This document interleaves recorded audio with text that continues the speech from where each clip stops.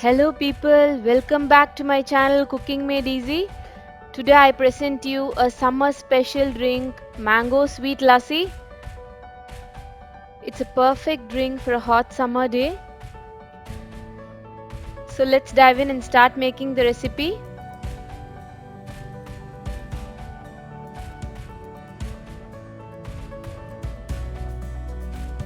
So today to make this recipe, I've taken one whole mango chopped, 500 ml of thick curd,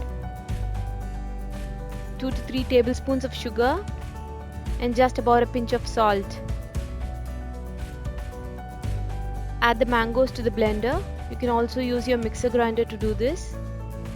The sugar, and I'm just adding one portion of the thick curd, salt. Blend them well.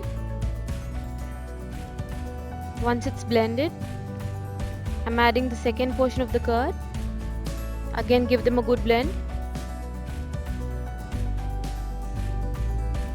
Our lassi is now ready to be served.